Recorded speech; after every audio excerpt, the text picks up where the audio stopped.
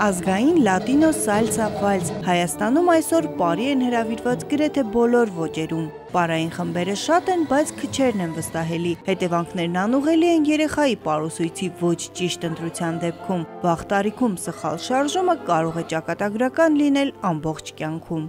Երեխան պարային ուսուցողական պրոցեսին կարող է մասնակցել 5 տարեկանից ոչ շուտ։ Սուրեն Խաչատրյանը նկատում է, վերջին տարիներին պարով հետաքրքրվողների թիվը կտրուկ ավելացել է, ավելի հաճախ բերում են փոքրիկներին, երբեմն էլ դիմում կարճատև դասերի համար խնջույքներում լավ պարելու ցանկությամբ։ Իհարկե այս միջավայրերին հատուկ են հատկապես անանուն պարերը։ Նայած ինչ երաժշտություն լինի, բոլոր պարերն էլ պարում եմ։ Չենք պարում։ Մեկ պարում եմ, բայց հատկապես հայկական չեմ նախընտրում։ Չեմ կարող պարեմ վատեմ պարելուց։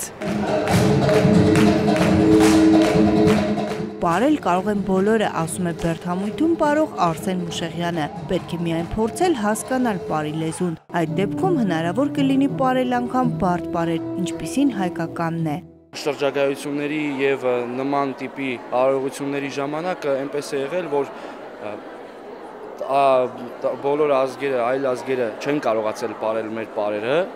իսկ մենք պարել ենք իրենց պարելը։ Հայկական պարերը բարդ, բայց հազվագյուտ է համարում նաև պարի միջազգային խորհրդի նախագահ Ալկիս Ռաֆտիսը։ Նա հյուր է Երևանում պարի օրվա առթիվ։